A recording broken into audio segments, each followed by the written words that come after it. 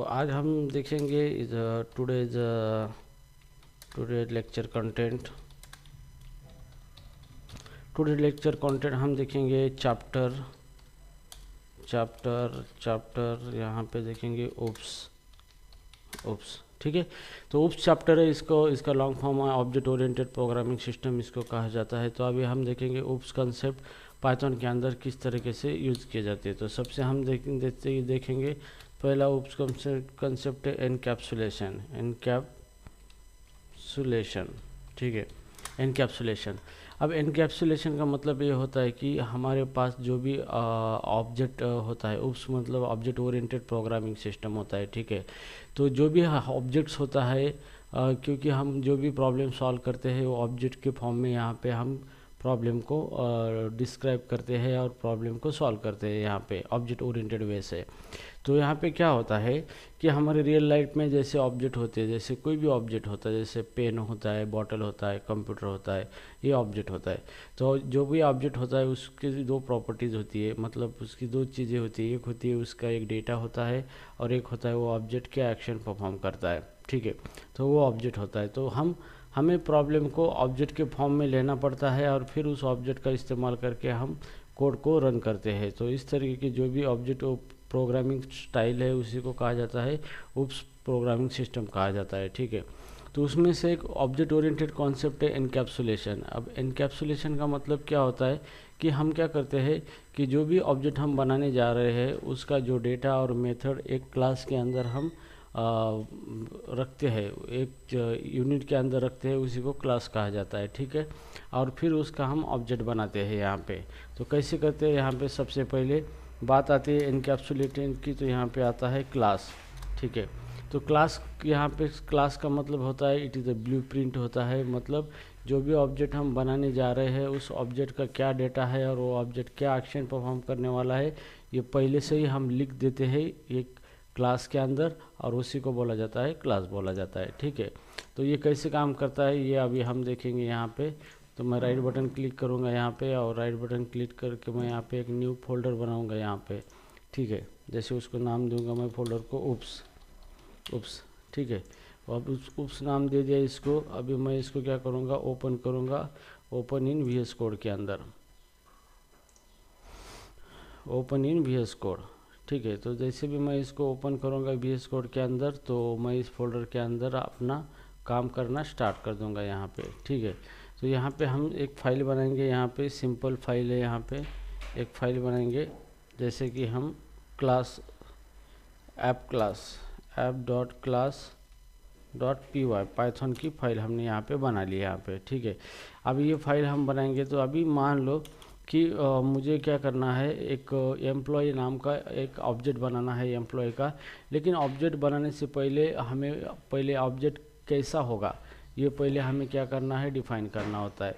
तो जैसे कि मान लो यहाँ एक बिल्डिंग बनानी होती है आपको, या तो एक्चुअल बिल्डिंग ये ऑब्जेक्ट है, लेकिन बिल्डिंग बनाने से पहले हमें उस बिल्डिंग का ब्लूप्रिंट निकालना पड़ता है कि वो बिल्डिंग कैसे होगी, क्या होगी, पूरा पेपर वर्क पे हम उसका डिज़ाइन बनाते हैं। और फिर उसका बनाने के बाद फिर उसी को हम एक्चुअली बिल्डिंग को बनाते हैं। तो उसी को हम एक्चुअली बिल्डिंग को बनाते हैं तो उसी को हम ऑब्जेक्ट कहते हैं यहाँ पे। तो सेम उसी तरह से यहाँ पे अगर कोई एम्प्लॉय है यहाँ पे तो हम एम्प्लॉय कैसा होगा, क्या होगा, उसकी सारी डिटेल एक यूनिट के अंदर लिखते हैं, उसी को क्लास कहा जाता है ठीक है। तो जैसे मुझे एम्प्लॉय का ऑब्जेक्ट बनाना है तो मुझे क्लास, यहाँ पे क्लास देना पड़ेगा, क्लास एम्प्लॉय ठीक है। यहाँ पे क्लास एम्प्लॉय मैंने दे दिया यहाँ पे। और यहाँ पे इसके अंदर मैंने कुछ भी नहीं लिखा है तो मुझे कुछ नहीं लिखना है तो मैं इसको पास कर दूंगा यहाँ पे ठीक है। अब ये मेरा एम्प्लॉय नाम का मैंने क्लास लिखा है। अब एम्प्लॉय के अंदर इसका कोई डेटा नहीं है अभी ठीक है, एम्प्लॉय के अंदर अब इसका डेटा कुछ भी नहीं है। तो मुझे इसका अगर ऑब्जेक्ट क्रिएट करना है यहाँ पे तो मैं इसका ऑब्जेक्ट कैसे क्रिएट करूँगा यहाँ पे इस तरीके से। तो सबसे पहले हम देखेंगे यहाँ पे कॉन्सेप्ट, क्लास कॉन्सेप्ट देखेंगे यहाँ पे। Okay, class, what is a class, तो यहाँ पे हमने क्लास क्या है ये समझ लिया है। अभी दो हम देखेंगे यहाँ पे creating a class creating class, ठीक है। क्लास को हम क्रिएट करेंगे। अब हम देखेंगे creating object, creating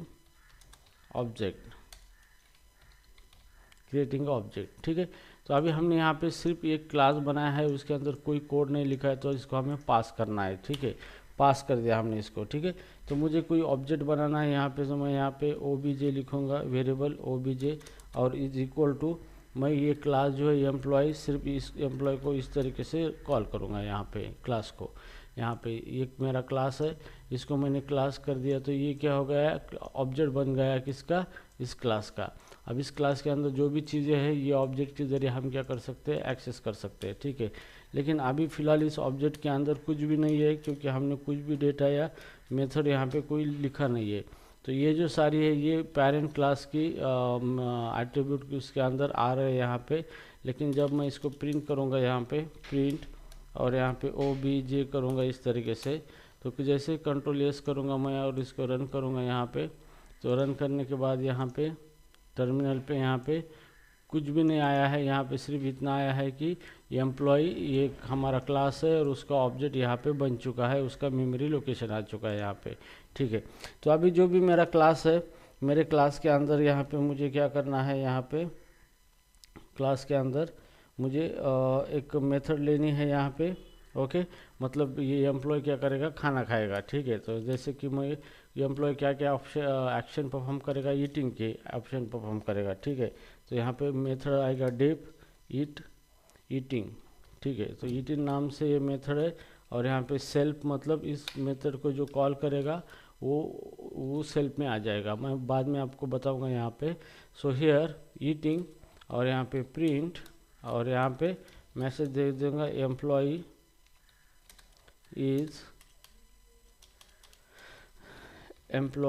is eating, ठीक है। ये मैसेज मैंने ये क्लास के अंदर दे दिया यहाँ पे। अभी ये मैंने क्या किया है, ये क्लास बनाया है यहाँ पे, जिसके अंदर एक मेथड है बनाई है, ये मेथड के अंदर एक मैसेज प्रिंट किया है यहाँ पे, और यहाँ पे सेल्फ दे दिया है। तो ये इसका क्या पर्पज़ है मैं आपको बाद में बताऊंगा, ठीक है। तो ये मैंने अभी क्लास बनाया है यहाँ पे, और अभी ये मेथड अभी एक्टिव नहीं है, तो इस मेथड को मुझे एक्टिव करना है, तो मुझे इस क्लास का ऑब्जेक्ट बनाना पड़ेगा। तो मैंने इस तरीके से इस क्लास का ऑब्जेक्ट बनाया है। तो ऑब्जेक्ट बनाने के लिए सिंपली जो आपका क्लास है, क्लास का नेम, और यहाँ पे ब्रैकेट देना है आपको, और उसको किसी वेरिएबल के अंदर इसको स्टोर करना है। जैसे मैंने इसको स्टोर किया है, अभी मैं ऑब्जेक्ट का इस्तेमाल करके इसकी मेथड ये रन कर सकता हूँ यहाँ पे, ठीक है। तो obj डॉट, तो यहाँ पे देखो ईटिंग मेथड आ चुकी है, यहाँ पे ईटिंग मेथड यहाँ पे आ चुकी है यहाँ पे, ठीक है। तो जैसे भी मैं ये ईटिंग मेथड कॉल करता हूँ तो ऑटोमेटिकली ये मेथड कॉल होगी, और ये जो ऑब्जेक्ट है ये ऑब्जेक्ट इस सेल्फ के अंदर चला जाएगा, ठीक है। मतलब जो भी मेथड यहाँ पे रन हो रही है, उस मेथड के अंदर कौन उसको रन कर रहा है, वो ऑब्जेक्ट इस सेल्फ के अंदर चला जाएगा, और वो मेथड के अंदर हम उस ऑब्जेक्ट को एक्सेस कर सकते हैं। तो चलो इसको रन करने के बाद ये मेथड रन होगी, रन होने के बाद ये आउटपुट हमारा आना चाहिए। तो यहाँ पे मैं रन करता हूँ, तो यहाँ पे आउटपुट आ गया हमारा एम्प्लॉय इज ईटिंग। तो एम्प्लॉय इज ईटिंग यहाँ पे ऑब्जेक्ट आ चुका है यहाँ पे हमारा, ठीक है। मतलब आउटपुट आ चुका है। सेम उसी तरीके से हम और भी मेथड बना सकते हैं, जैसे डेप, यहाँ पे डेप employee is walking, employee walk कर सकता है, तो उसकी ऑलरेडी मेथड यहाँ पे लिख के रखेंगे, यहाँ पे प्रिंट, और एम्प्लॉय इज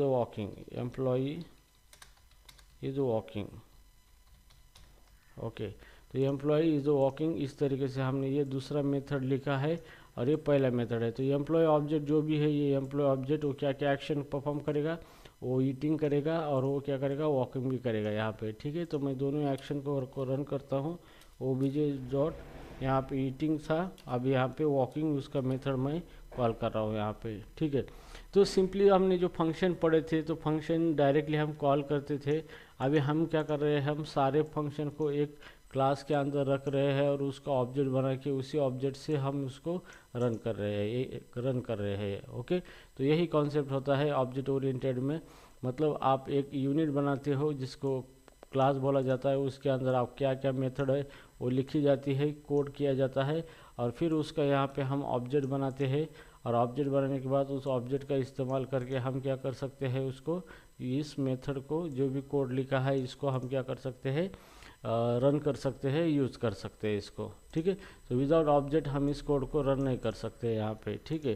तो चलो इसको रन करते हैं हम यहाँ पे। रन करने के बाद यहाँ पे मैसेज आ गया है, यहाँ पे एरर आ गया है। तो ये एरर हमने यहाँ पे क्या किया है, एम्प्लॉय इज ईटिंग डेव, okay, employee is walking, employee is walking, object walking, line number 11 पे यहाँ पे obj डॉट वॉकिंग यहाँ पे लिखा है, employee walking take 0 positional argument, okay. तो यहाँ पे हमें एक सेल्फ नाम से या फिर कोई भी नाम से एक पैरामीटर देना पड़ता है यहाँ पे, ताकि जो ऑब्जेक्ट इस मेथड को कॉल कर रहा है वो ऑब्जेक्ट इस मेथड के अंदर चला जाए। तो इसलिए यहाँ पे हम सेल्फ देते हैं। सेल्फ मतलब जो ऑब्जेक्ट बनाया गया है इस एम्प्लॉय का, वही ऑब्जेक्ट इसके अंदर चला आ रहा है यहाँ पे, तो इसलिए इसको सेल्फ देते हैं यहाँ पे, ठीक है। तो इसको रन करने के बाद यहाँ पे देखो employee is eating and employee is walking, ये दो चीज़ें यहाँ पे आ चुकी है यहाँ पे, ठीक है। अभी हमें क्या करना है, अभी हम देखेंगे इसके इंस्टेंस वेरिएबल के बारे में। तो नंबर 4 है यहाँ पे इंस्टेंस वेरिएबल, इंस्टेंस वेरिएबल, ठीक है। अब इंस्टेंस वेरिएबल का मतलब ये क्या होता है कि जो भी प्रॉपर्टी होती है ऑब्जेक्ट की, मतलब मैं एम्प्लॉय मेरा ऑब्जेक्ट है, तो एम्प्लॉय का डेटा जो भी होता है वो हम यहाँ पे क्या करते हैं, वो डेटा क्रिएट करते हैं, तो उसी को कहा जाता है इंस्टेंस वेरिएबल। तो इंस्टेंस वेरिएबल का मतलब ये होता है कि हम वेरिएबल बनाते हैं जो कि ऑब्जेक्ट्स के वेरिएबल होते हैं वो, और उसके अंदर ऑब्जेक्ट रिलेटेड डेटा होता है, और वो वेरिएबल के अंदर हम ऑब्जेक्ट का डाटा स्टोर करते हैं, तो उसी को इंस्टेंस वेरिएबल बोला जाता है यहाँ पे, ठीक है। तो जैसे कि मैं ये मेथड को हटा देता हूँ यहाँ पे, और यहाँ पे मैं एक मेथड, ये दो मेथड इसको भी हटा देता हूँ मैं यहाँ पे। अभी मैं यहाँ पे एक मेथड लिखूँगा डेप नाम से, और डेप नाम से मैंने मेथड लिया है यहाँ पे बनाया है, और जैसे कि मैं सेट डेटा नाम से मेथड बनाऊँगा, सेट डेटा, ठीक है। तो सेट डेटा नाम से मैं मेथड बनाऊँगा यहाँ पे। एक सेल्फ इसको देना है जो कि खुद ऑब्जेक्ट ले सके, और यहाँ पे लेना है नेम सेट करना है, और यहाँ पे एज सेट करना है, ठीक है। तो इस मेथड के अंदर मैं क्या करूँगा, ये सेल्फ है, ये खुद ऑब्जेक्ट है, ऑब्जेक्ट डॉट इसका नेम हमने बनाया है, नेम इक्वल टू नेम, ठीक है। तो ये सेल्फ ये हो गया इंस्टेंस वेरिएबल, क्योंकि जो भी सेल्फ होता है मतलब ये खुद ऑब्जेक्ट होता है, उस ऑब्जेक्ट का जो वेरिएबल होता है उसी को इंस्टेंस वेरिएबल बोला जाता है। तो उस ऑब्जेक्ट के वेरिएबल को हमने क्या किया है, ये नेम का वैल्यू इसको हम असाइन करने वाले हैं यहाँ पे, इस तरीके से नेम, ठीक है। उसके बाद यहाँ पे सेल्फ डॉट एज, ये हमने वेरिएबल बनाया है। अब इस एज को, ये एज की वैल्यू क्या करेंगे, असाइन करेंगे, ठीक है। तो ये लोकल वेरिएबल हो गया है और ये इंस्टेंस वेरिएबल हो गया है।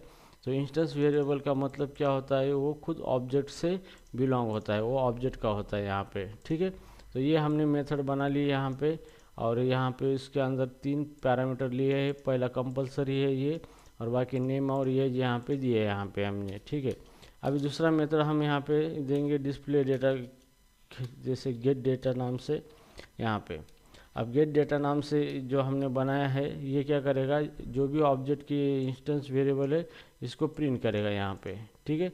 सो प्रिंट, और प्रिंट करने के बाद इसको हम यहाँ पे सेल्फ दे देंगे, सेल्फ, और यहाँ पे सेल्फ डॉट नेम को भी प्रिंट करेंगे, कॉमा सेल्फ डॉट इसके एज को भी प्रिंट करेंगे यहाँ पे, ठीक है। तो हमने यहाँ पे 2 मेथड यहाँ पे बनाई है। यहाँ पे एक मेथड बनाई है जिसके अंदर हम डेटा पास करके ये इंस्टेंस वेरिएबल को डेटा सेट करेंगे ऑब्जेक्ट को, और दूसरी इस ऑब्जेक्ट का डेटा हम निकाल के डिस्प्ले करेंगे, ठीक है। तो फाइनली हमने यहाँ पे एम्प्लॉय ये कॉल किया है, इसी को बोला जाता है डिफ़ॉल्ट कंस्ट्रक्टर, ठीक है। ये हो गया आपका डिफ़ॉल्ट कंस्ट्रक्टर, ठीक है। तो जैसे मैंने एम्प्लॉय को रन कर दिया यहाँ पे, तो ऑटोमेटिकली यहाँ पे क्या आया है, ये ऑब्जेक्ट बन चुका है। यहाँ पे ऑब्जेक्ट बन चुका है मतलब क्या हुआ है, इन सबको क्या हो गया, मेमोरी असाइन हो गई यहाँ पे। अब इसको यूज़ करना है तो हमने जो ऑब्जेक्ट बनाया है यहाँ पे, ये ऑब्जेक्ट इस वेरिएबल के अंदर रखा है, इसका यूज करके हम क्या कर सकते हैं, इसको रन कर सकते हैं अभी। ठीक है, तो ऑब्जेक्ट से हम पहले सेट डेटा मेथड कॉल करेंगे, obj.setData। अब ये सेट डेटा मेथड है तो इसको हमें पहले छोड़ देना है यहाँ पे पहला पैरामीटर और दो पैरामीटर को हमें वैल्यू पास करने हैं यहाँ पे। तो जैसे कि नेम है यहाँ पे सारिका यहाँ पे नेम, और एज है यहाँ पे 18।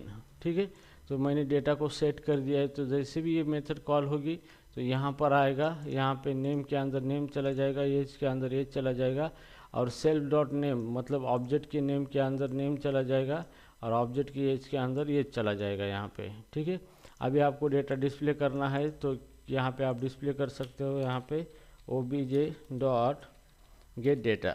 अब गेट डेटा फंक्शन को जैसे भी आप कॉल करोगे तो ऑटोमेटिकली क्या होगा, ये फंक्शन ऑब्जेक्ट के अंदर जो नेम सेट किया था वो प्रिंट करेगा, और जो एज सेट किया था वो प्रिंट करेगा यहाँ पे। ठीक है, तो इस तरीके से ये कॉन्सेप्ट होता है यहाँ पे। तो ये कॉन्सेप्ट आता है एनकैप्सुलेशन के अंदर आता है यहाँ पे। ठीक है, तो चलो इसको रन करते हैं हम यहाँ पे। तो यहाँ पे देखो हमने सारिका नाम सेट किया था, एज 18 सेट किया था, तो वही यहाँ पे अभी यहाँ पे प्रिंट हो रहा है वो सारा। ठीक है, तो इस तरीके से हम क्या कर सकते हैं, यहाँ पे ऑब्जेक्ट बना सकते हैं। अभी हम अलग अलग ऑब्जेक्ट बना सकते हैं, और मैं इसका दूसरा ऑब्जेक्ट बना सकता हूँ सेम इसका obj2 नाम से, और फिर इसको फिर एम्प्लॉय इस तरीके से रन करूँगा तो अभी ये सेकंड ऑब्जेक्ट बन गया है, और उसके अंदर भी ये सारी चीज़ें आ चुकी है यहाँ पे। ठीक है, तो अभी मैं यहाँ पे obj2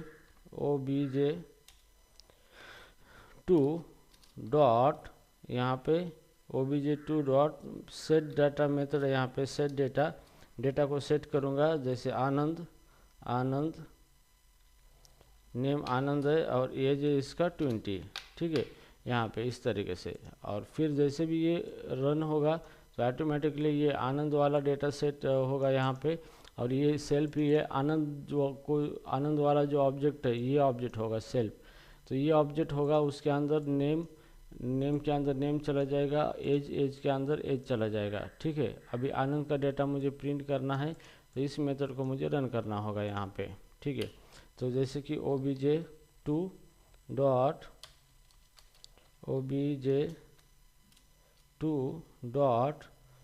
गेट डेटा, जैसे कि मैं गेट डेटा फंक्शन को कॉल करता हूँ यहाँ पे, तो जैसे भी ये फंक्शन कॉल होगा ऑटोमेटिकली ये फंक्शन रन होगा, और यहाँ पे जो सेल्फ डॉट नेम है जो सेट किया था नेम ऑब्जेक्ट का वो यहाँ पे प्रिंट होगा, और यहाँ पे सेल्फ डॉट नेम है सॉरी एज है ये यहाँ पे प्रिंट होगा। तो ये दोनों अलग अलग ऑब्जेक्ट है।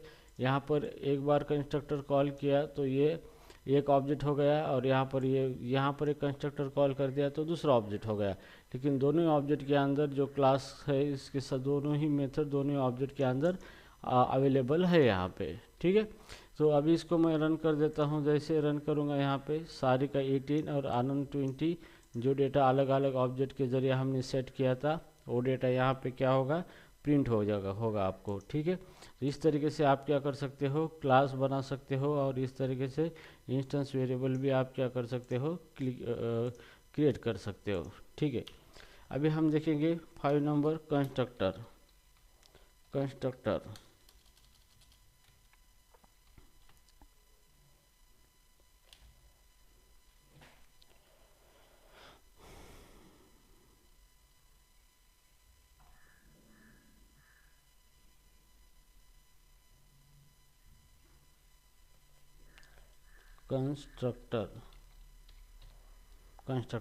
ठीक है, तो कंस्ट्रक्टर एक फंक्शन होता है यहाँ पे, जो कि जैसे हम ऑब्जेक्ट बनाते हैं वो फंक्शन ऑटोमेटिकली क्या होता है, रन होता है यहाँ पे। ठीक है, तो हम यहाँ पे अभी कंस्ट्रक्टर बनाएंगे यहाँ पे। ठीक है, तो दूसरा फाइल ले लेंगे हम यहाँ पे कंस्ट्रक्टर नाम से,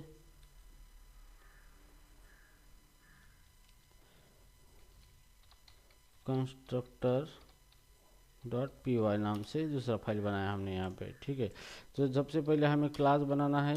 क्लास जैसे कि हमारा एम्प्लॉय क्लास है। ओके, हमने उसको नाम एम्प्लॉय दिया है। फिलहाल इसके अंदर कुछ नहीं तो हम इसको पास करने जा रहे हैं। ठीक है, लेकिन अभी हमें क्या करना है, इसके अंदर कंस्ट्रक्टर लेना है।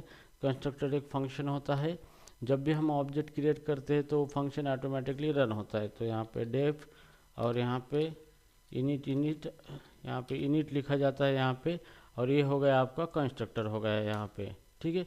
तो इसको मैं यहाँ पे कुछ पैरामीटर डिक्लेयर करना चाहता हूँ, जैसे नेम कॉमा एज पैरामीटर यहाँ पे और कॉमा सिटी, ये 3 पैरामीटर मैंने यहाँ पे डिक्लेयर कर दिए। तो जैसे भी ये ऑब्जेक्ट क्रिएट होगा तो यहाँ पे ये सेल्फ होगा, सेल्फ ऑब्जेक्ट होगा, सेल्फ डॉट नेम, नेम के अंदर ये नेम चला जाएगा इस तरीके से, फिर सेल्फ डॉट एज, एज के अंदर ये एज चला जाएगा, ठीक है। और यहाँ पे सेल्फ डॉट सिटी, और ये सिटी के अंदर ये सिटी चला जाएगा यहाँ पे, ठीक है। तो इस तरीके से ये फंक्शन हमने बनाया है यहाँ पे, ये है कंस्ट्रक्टर फंक्शन, इसी को कहा जाता है कंस्ट्रक्टर फंक्शन कहा जाता है, कंस्ट्रक्टर फंक्शन, ओके। तो इसी को कंस्ट्रक्टर फंक्शन कहा जाता है। ये फंक्शन ऑटोमेटिकली को रन होता है जब भी हम ऑब्जेक्ट क्रिएट करते हैं तब, ठीक है। अब इसके बाद मैं अभी डिस्प्ले डेटा नाम की मेथड बनाऊंगा यहाँ पे, डेफ डिस्प्ले डेटा नाम की मेथड बनाऊंगा यहाँ पे सेल्फ, और यहाँ पे जो भी डेटा हमने यहाँ पे सेट किया है यहाँ पे ये सारा डेटा अभी हम क्या करेंगे, प्रिंट करेंगे, ठीक है। तो यहाँ पे जैसे प्रिंट और यहाँ पे सेल्फ डॉट नेम प्रिंट होगा यहाँ पे, उसके बाद यहाँ पे होगा सेल्फ डॉट एज प्रिंट होगा, और उसके बाद हम सेल्फ डॉट सिटी प्रिंट करेंगे यहाँ पे, ठीक है, इस तरीके से। तो यहाँ पे डेटा कंस्ट्रक्टर कॉल होगा तब डेटा सेट होगा ऑब्जेक्ट के अंदर, और फिर यहाँ पे डेटा को हम डिस्प्ले करेंगे।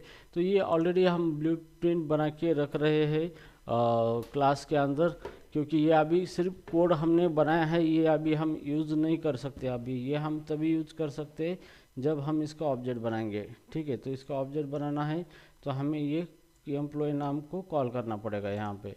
तो here obj is equal to हमारा क्या है, एम्प्लॉय, और यहाँ पे हमने इसको ब्रैकेट दिया है। अब जैसे भी ये एम्प्लॉय कॉल होगा, रन होगा, तो ऑटोमेटिकली ये कंस्ट्रक्टर रन होगा। तो मुझे इसको 3 वैल्यू पास करनी है यहाँ पे। तो पहला नेम देना है यहाँ पे, नेम सारिका, ठीक है, एज देना है 20, और यहाँ पे सिटी देना है यहाँ पे पुणे, ठीक है। तो ये जैसे भी मैंने ये ऑब्जेक्ट क्रिएट किया है यहाँ पे, तो ऑटोमेटिकली ये ऑब्जेक्ट का डेटा सेट हो चुका है। अभी मैं यहाँ पे दूसरा ऑब्जेक्ट बनाता हूँ यहाँ पे obj2, और ये obj1 है यहाँ पे। तो एम्प्लॉय और दूसरा है, इसको डेटा मैं पास करूँगा आनंद, एज है इसका 18, और यहाँ पे है सिटी पुणे इसका, ठीक है। तो ये सेकंड ऑब्जेक्ट इसका बन चुका है। तो जैसे भी ये कॉल होगा तो ऑटोमेटिकली उसी ऑब्जेक्ट को ये डेटा सेट होगा यहाँ पे, ठीक है। अब उसके बाद यहाँ पे थर्ड है, अभी कौन कौन ज्वाइन हुए हैं यहाँ पे, धनंजय, मुकेश, सारिका, ठीक है। अब यहाँ पे obj है, यहाँ पे obj3 ऑब्जेक्ट मैंने बनाया है यहाँ पे, क्योंकि एक ही ब्लूप्रिंट के बहुत सारे ऑब्जेक्ट बना सकते हैं। जैसे हमने एक ड्राइंग निकाली है, एक हमें कोई एक कंप्यूटर बनाना है, तो कंप्यूटर का एक ड्राइंग बनाया हमने यहाँ पे, तो वो ब्लूप्रिंट हो गया, ओके। तो उसी को हम क्लास बोलेंगे, और फिर वो सेम ड्राइंग से हम मल्टीपल कंप्यूटर बनाएंगे तो वो ऑब्जेक्ट हो गया। तो सेम इसी तरीके से ये जो क्लास है यहाँ पे, ये क्लास के अंदर हम क्या करते हैं, डेटा कोड लिखते हैं यहाँ पे, जो कि ऑब्जेक्ट क्रिएट होने के बाद वो कोड ऑब्जेक्ट के द्वारा रन किया जाएगा वो, ठीक है। वो सारा कोड ऑब्जेक्ट के अंदर आ जाएगा, ठीक है। तो अभी यहाँ पे तीसरा ऑब्जेक्ट क्रिएट करते हैं हम, यहाँ पे एम्प्लॉय,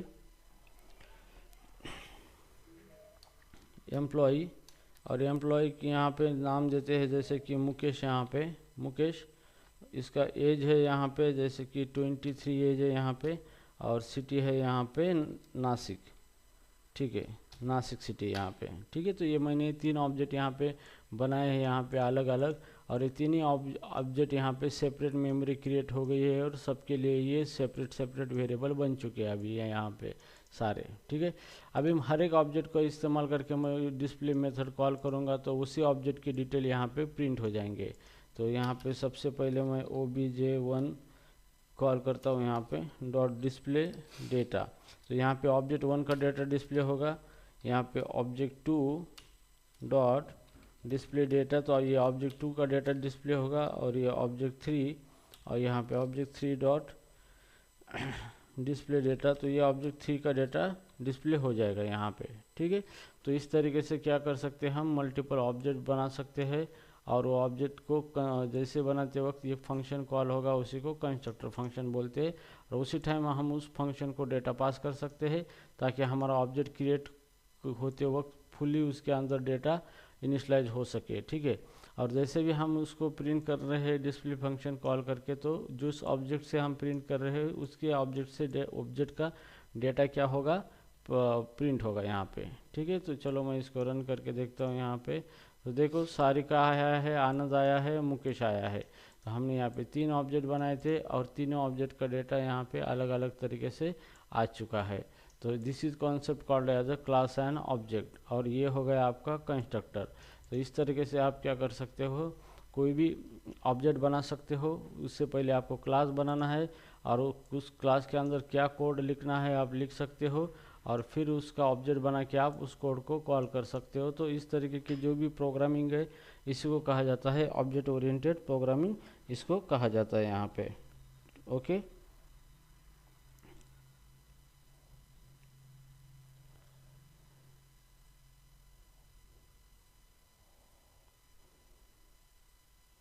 ओके।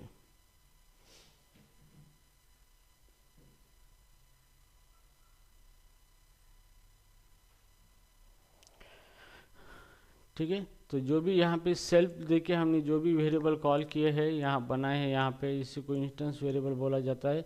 और ये वेरिएबल यहाँ पे सिर्फ ऑब्जेक्ट से बिलोंग होते हैं, मतलब जो भी ऑब्जेक्ट है वही उस वेरिएबल को एक्सेस कर सकता है, वही उस वेरिएबल को रन कर सकता है यहाँ पे। ठीक है, तो हमने यहाँ पे मेथड के ज़रिए हमने क्या किया है, इस वेरिएबल को प्रिंट किया है, लेकिन हम विदाउट मेथड के ज़रिए भी इस वेरिएबल को प्रिंट कर सकते हैं। जैसे कि यहाँ पे प्रिंट और यहाँ पे हमारा ऑब्जेक्ट obj1 डॉट, इसका नेम यहाँ पे प्रिंट कर सकते हैं, obj2 डॉट एज प्रिंट कर सकते हैं यहाँ पे, और obj3 डॉट सिटी प्रिंट कर सकते हैं हम।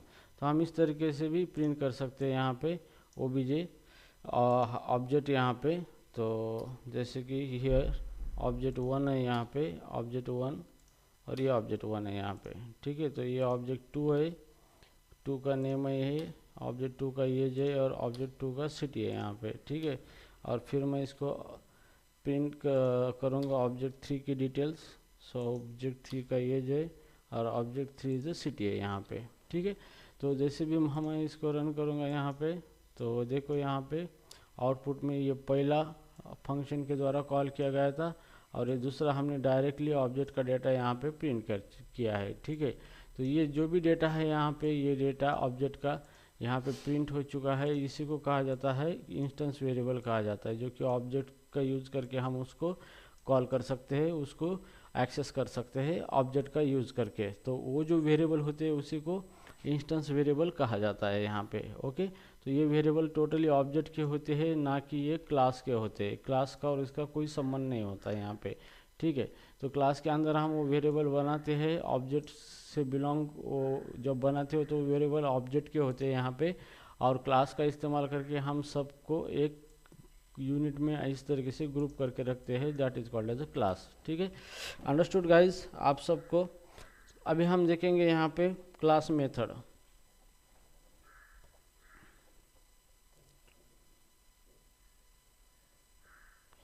तो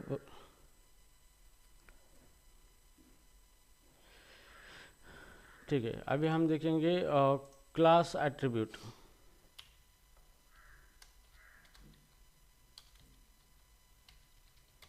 क्लास एट्रीब्यूट,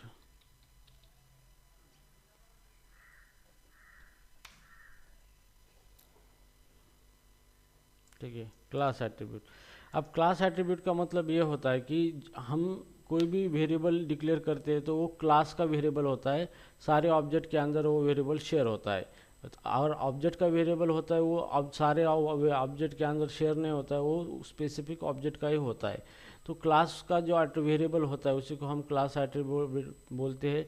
ये सारे ऑब्जेक्ट के अंदर शेयर होता है, ठीक है। तो किस तरीके से ये हम यहाँ पे फाइल बनाएंगे, class attribute, class dot attribute, attribute dot P Y, ठीक है। तो इस तरीके से हमने पाइथन की फाइल बनाई है यहाँ पे।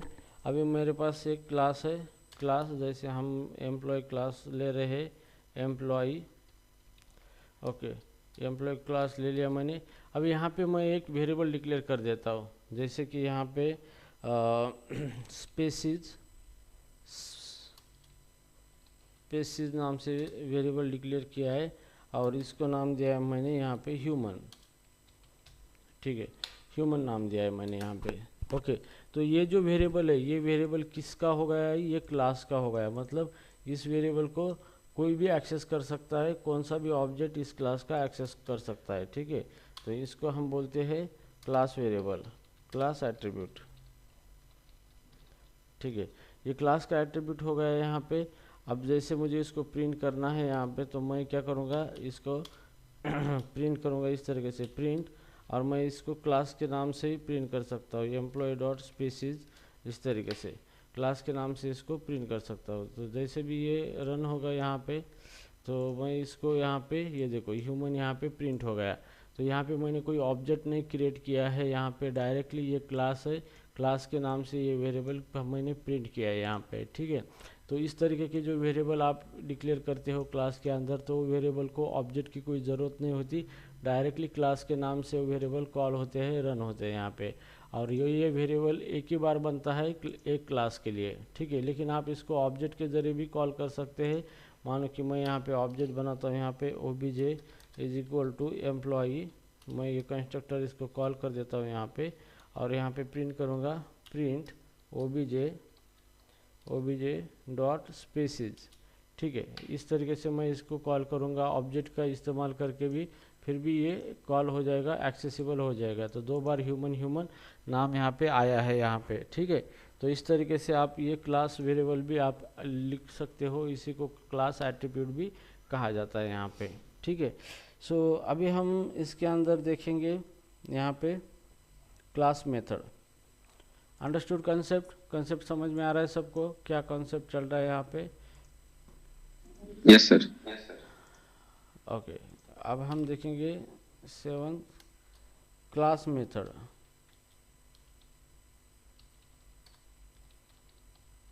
क्लास मेथड, ठीक है। तो क्लास मेथड का मतलब क्या है कि यहाँ पे जो हमने अभी यहाँ पे ये बनाया था यहाँ पे एट्रीब्यूट, ये क्लास, ये एट्रीब्यूट जो है ये क्लास से बिलोंग है, मतलब इस क्लास का यूज़ करके हम इसको रन कर सकते हैं, इसका और ऑब्जेक्ट का कोई लेना देना है नहीं है, ठीक है। इसी तरीके से हम अभी एक मेथड बनाएंगे जो कि क्लास की होगी, वो मेथड ऑब्जेक्ट का कोई संबंध नहीं होगा, और वो मेथड क्लास का यूज़ करके आप उसको रन कर सकते हो उस मेथड को, ठीक है। तो अभी हम क्लास मेथड यहाँ पे बनाएंगे यहाँ पे, ठीक है। तो मैं यहाँ पे लिखता हूँ class dot method dot P Y, ठीक है यहाँ पे। अब जैसे कि यहाँ पे मैं अभी क्लास मेथड बनाना है मुझे, तो क्लास, जैसे कि कार नाम का क्लास है हमारे पास, क्लास कार, ठीक है। अब यहाँ पे एक मेथड बनानी है मुझे डेप नाम से, ठीक है। डेप नाम से एक मेथड बनानी है यहाँ पे मुझे, ठीक है, डेप, और एक नाम से इंक्रीमेंट नाम से मैं यहाँ पे एक मेथड बनाऊंगा यहाँ पे, और इसको CLS यहाँ पे देना पड़ेगा बाय डिफ़ॉल्ट क्लास का पैरामीटर यहाँ पे, ठीक है। तो ये मेथड क्लास की होती है, कब होगी मेथड, इसको हमें एक डेकोरेटर लगाना पड़ेगा, that is called as a class method. ये क्लास मेथड नाम का डेकोरेटर अगर हम लगाएंगे इस मेथड को, तो ये मेथड अभी क्लास की हो गई है यहाँ पे, ये मेथड, ओके। तो इस मेथड को अभी हम यहाँ पे कॉल करेंगे यहाँ पे इस मेथड को। तो यहाँ अब ये जो मेथड है इंक्रीमेंट मेथड, इसके अंदर हम क्या करेंगे, एक वेरिएबल लेंगे जैसे काउंटर यहाँ पे काउंटर इज इक्वल टू 0 लिया है हमने यहाँ पे, ठीक है। और इस मेथड को अंदर हम यहाँ पे इसको जैसे कॉल करूँगा तो ये काउंट एक से बढ़ेगा ये मेथड, ठीक है। तो जैसे कि ये CLS है, यहाँ पे CLS का मतलब क्लास होता है, क्लास डॉट काउंटर जो है काउंटर प्लस प्लस कर देंगे, एक से काउंटर क्या होगा बढ़ेगा यहाँ पे, ठीक है। लेकिन प्लस प्लस ऑपरेटर वर्क नहीं करता है, तो इसको प्लस इक्वल टू 1 दे देंगे शॉर्ट हैंड ऑपरेटर, ठीक है। तो यहाँ पे ये मेथड है, डेप नाम से हमने मेथड बनाई है यहाँ पे, इसको क्लास मेथड, ये डेकोरेटर है, इसी को डेकोरेटर कहा जाता है, डेकोरेटर, ठीक है। तो ये डेकोरेटर है, @ उसके आगे लगा है, तो ये डेकोरेटर लगा है क्लास मेथड। अब ये मेथड क्लास की हो गई है, और इस मेथड को जब भी क्लास से हम कॉल करेंगे तो CLS के अंदर क्लास चला जाएगा, और ये वेरिएबल क्लास का वेरिएबल है, तो ये क्लास के नाम से इस वेरिएबल को एक्सेस करके उसके अंदर एक से हम इंक्रीमेंट करेंगे यहाँ पे, ठीक है। अभी जैसे भी हम इसको प्रिंट करेंगे, यहाँ पे इसको प्रिंट करेंगे, प्रिंट, और प्रिंट करेंगे CLS डॉट काउंटर, काउंटर इसको यहाँ पे प्रिंट करेंगे, और जैसे भी हम इसको रन करेंगे यहाँ पे, मतलब कार है, ये कार का इस्तेमाल करके इस मेथड को हम अभी रन करेंगे, क्योंकि यहाँ पे ऑब्जेक्ट का कोई लेना देना नहीं है, ये मेथड कार की है, मतलब क्लास की है।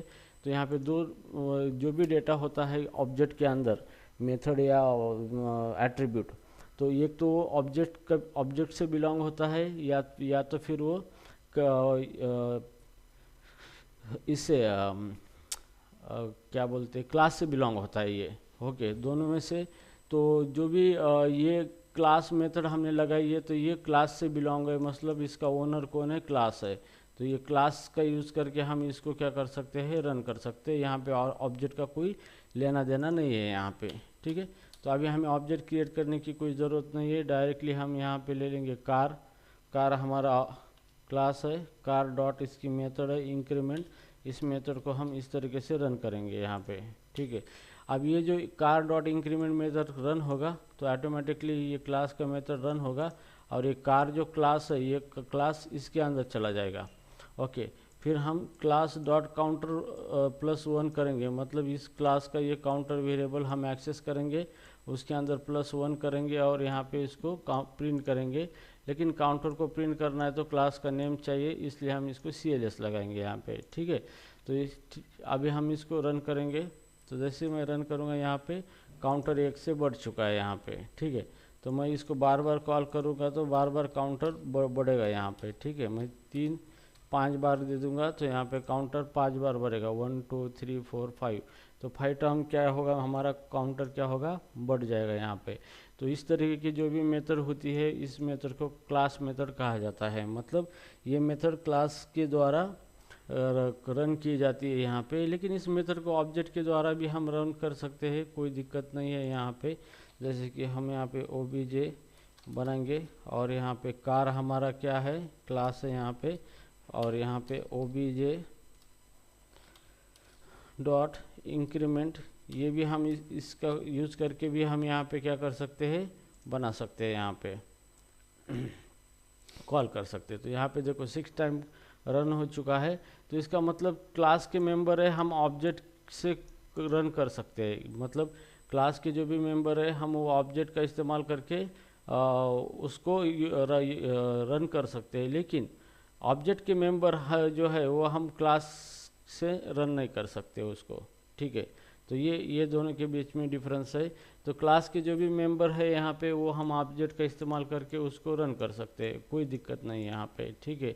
लेकिन ऑब्जेक्ट के जो मेंबर है वो क्लास जो है, क्लास के यूज़ करके हम नहीं रन कर सकते हैं यहाँ पे, ठीक है।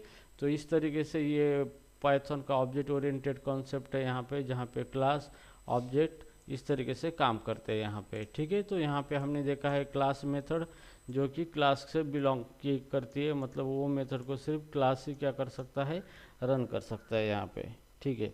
तो हियर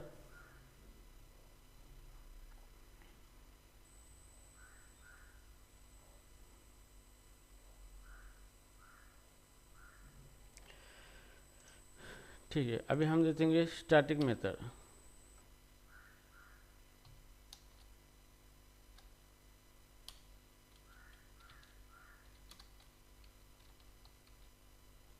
ठीक है, अब स्टैटिक मेथड जब भी हम क्लास के अंदर बनाते हैं तो वो मेथड क्लास के भी एट्रीब्यूट एक्सेप्ट नहीं करती है और ऑब्जेक्ट के एट्रीब्यूट भी एक्सेप्ट नहीं करती है। उसको सिर्फ हम पैरामीटर डिक्लेयर करके आर्गुमेंट पास करके उससे काम करवा के ले सकते हैं यहाँ पे। ओके, तो static method do not access class और instance attribute and are defined using a static method decorator. ठीक है, तो यहाँ पे हम देखेंगे स्टैटिक मेथड के बारे में। यहाँ पे static dot method dot P Y. ठीक है, तो यहाँ पे चलो मैं यहाँ पे क्लास बनाता हूँ। जैसे क्लास है एम्प्लॉई। ठीक है, ये क्लास है। अब इसके अंदर जैसे कि मैं स्पेसिज वेरिएबल बनाता हूँ। जैसे इसको नाम देता हूँ मैं, ह्यूमन नाम दिया है मैंने इसको। ठीक है, स्पेसिज ये हो गया class member. This is called as a class attribute. ठीक है, अब दूसरा मैं यहाँ पे एट्रीब्यूट बनाना चाहता हूँ। जैसे कंस्ट्रक्टर बनाना चाहता हूँ यहाँ पे। सो जैसे कि डेव, यहाँ पे हैपन यूनिट, और ये यहाँ पे सेल्फ, ये कंस्ट्रक्टर बन चुका है यहाँ पे। और जैसे मैं सेल्फ को अटैच करूँगा कोई भी वेरिएबल, जैसे नेम, ये इंस्टेंस वेरिएबल हो चुका है, ये ऑब्जेक्ट का वेरिएबल हो चुका है। तो यहाँ पे हम इसको नेम दे देंगे, जो नेम पास किया है वो यहाँ पे नेम एट पैरामीटर दे देंगे और वो नेम इसको पास कर देंगे। ठीक है, तो यहाँ पे क्या हुआ है, यहाँ पे ये क्लास की में एट्रीब्यूट है और ये जो है ये ऑब्जेक्ट का एट्रीब्यूट है यहाँ पे। ठीक है, तो जैसे मुझे रन करना है क्लास, तो मैं क्लास का एट्रीब्यूट यूज करूँगा क्लास के नाम से प्रिंट एम्प्लॉय। ठीक है, मैंने यहाँ पे एम्प्लॉय डॉट स्पेसिज यहाँ पे प्रिंट कर दिया है यहाँ पे। और ऑब्जेक्ट का मुझे यहाँ पे ये जो ऑब्जेक्ट को यूज़ करना है मुझे, तो ऑब्जेक्ट बनाना पड़ेगा। obj is equal to employee, तो ये ऑटोमेटिकली कंस्ट्रक्टर कॉल होगा और उसको हम अपना नाम देंगे सारिका। ठीक है, तो ये नाम हमने दिया है इसको। ठीक है, तो ये एक ऑब्जेक्ट बन चुका है और ये क्लास है। यहाँ पे कोई ऑब्जेक्ट की ज़रूरत नहीं है, डायरेक्ट क्लास नाम से उसकी प्रॉपर्टी यहाँ पे कॉल हो चुकी है यहाँ पे। लेकिन इसको यूज़ करना है हमें तो ऑब्जेक्ट बनाना ही पड़ेगा। जैसे हम एम्प्लॉय कंस्ट्रक्टर कॉल करेंगे तो ये फंक्शन ऑटोमेटिकली रन होगा और ये सारे का नाम चला जाएगा नेम के अंदर। और ये सेल्फ का मतलब ये ऑब्जेक्ट होगा यहाँ पे। ओके, तो ये object dot name is equal to Sarika, तो ऑब्जेक्ट के अंदर नेम नाम की प्रॉपर्टी बन जाएगी यहाँ पे। ठीक है, और उसको प्रिंट करना है तो ये प्रिंट कर सकता है, जैसे कि obj डॉट नेम, इस तरीके से वो प्रिंट कर सकता है। ठीक है, तो इस तरीके से ये चीज़ें वर्क हो रही है। यहाँ पे हमने देखा है ह्यूमन और सारिका दोनों भी यहाँ पे आ चुके हैं। अभी हम देख रहे हैं स्टैटिक मेथड के बारे में। अब ये स्टैटिक मेथड जो है ये क्लास का जो एट्रीब्यूट है इसको भी एक्सेप्ट नहीं करता और ये ऑब्जेक्ट का एट्रीब्यूट भी एक्सेप्ट नहीं करती है यहाँ पे। ठीक है, तो जैसे कि यहाँ पे डेव मेथड है, जैसे कि यहाँ पे एडिशन नाम की मेथड है, यहाँ पे ऐड नाम की मेथड। ठीक है, तो इसको मैं इस तरीके से लिखूँगा मेथड को। और ये स्टैटिक मेथड कब होगी, यहाँ पे स्टैटिक मेथड या हमें डेकोरेटर लगाना है। Okay, this is called as a decorator. तो यहाँ पे हैश डेकोरेटर। ठीक है, तो ये स्टैटिक डेकोरेटर है यहाँ पे। ये जब लगाऊंगा तो ये मेथड स्टैटिक मेथड अभी ये बन चुकी है मेथड। ठीक है, अब ये मेथड अभी क्लास की मेथड है, लेकिन क्लास के ये जो एट्रीब्यूट है ये एक्सेप्ट नहीं करेगी ये मेथड। ठीक है, अब इसके अंदर मैं प्रिंट करूँगा यहाँ पे, जैसे कि यहाँ पे ये स्टैटिक मेथड है मेरी, यहाँ पे इसको प्रिंट करूँगा एम्प्लॉई डॉट स्पेसिज, इसकी प्रॉपर्टीज़ के अंदर प्रिंट करना चाहता हूँ। ठीक है, अब ये स्टैटिक मेथड जो भी है यहाँ पे, ये स्टैटिक मेथड है, ये इस ऑब्जेक्ट से हम इसको कॉल नहीं कर सकते, क्लास के नेम से ही ये कॉल होती है। तो इसको हम अभी क्या करेंगे, कॉल करेंगे फिलहाल यहाँ पे इस तरीके से।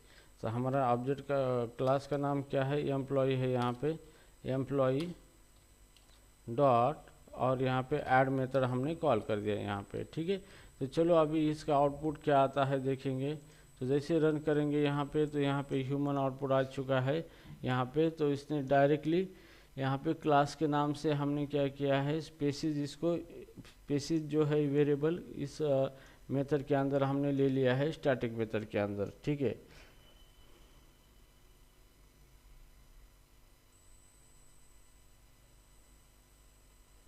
ओके, जैसे कि मान लो यहाँ पे मैंने क्लास के नाम निकाल दिया और खाली स्पेसिस यहाँ पे रख दिए यहाँ पे। तो जैसे भी मैं इसको रन करूँगा तो यहाँ पे एरर आएगा। तो ये स्टैटिक मेथड जो है यहाँ पे, ये जो मेथड है स्टैटिक मेथड, ये जो स्पेसिस है हमने ये स्पेसिस को इसके अंदर प्रिंट कर दिया है। तो स्टैटिक मेथड क्या करेगा, स्पेसिस को एक्सेप्ट नहीं करेगा, क्योंकि ये स्पेसिस क्या है, क्लास एट्रीब्यूट है, इसको भी नहीं एक्सेस करेगा ये। या फिर हम इसके अंदर ये जो भी है यहाँ पे सेल्फ, तो सेल्फ हमारा जो भी ऑब्जेक्ट है यहाँ पे सेल्फ, तो इस ऑब्जेक्ट को भी इसके अंदर हम यूज़ नहीं कर सकते, सेल्फ ऑब्जेक्ट को भी स्टैटिक मेथड के अंदर यूज़ नहीं कर सकते, ठीक है। तो जैसे कि मैं इसको आर्गुमेंट लिखूँगा, जैसे num1 कामा num2, num1 कामा num2 यहाँ पे, ठीक है। तो हियर num1 कामा num2, और मैं यहाँ पे प्रिंट करना चाहता हूँ, यहाँ पे प्रिंट, और यहाँ पे num1 प्लस num2, यहाँ पे मैंने इसको प्रिंट कर दिया, ठीक है। तो ये जो मेथड है स्टैटिक मेथड है, ये क्लास की मेथड होती है, और इसके अंदर हम सेल्फ वाला जो ऑब्जेक्ट है ये नहीं इस्तेमाल कर सकते इसके अंदर। और इस मेथड को रन करना है हमें, तो हमें एम्प्लॉई क्लास का नाम लेना पड़ेगा यहाँ पे, और फिर इस मेथड का नाम लेना पड़ेगा, और जो इसको जो पैरामीटर है उसको आर्गुमेंट पास करने पड़ेंगे, जैसे 10,50, ठीक है। तो जैसे भी ये मेथड ऐड रन होगा तो नम के अंदर 10 चला जाएगा, num2 के अंदर 50 चला जाएगा, और आउटपुट यहाँ पे 60 आ जाएगा आपको यहाँ पे। तो जैसे रन करोगे यहाँ पे, तो यहाँ पे आउटपुट 60 आपका आ चुका है यहाँ पे, ठीक है। तो इस तरीके से आप क्या कर सकते हो, स्टैटिक मेथड का इस्तेमाल कर सकते हो यहाँ पे, ठीक है।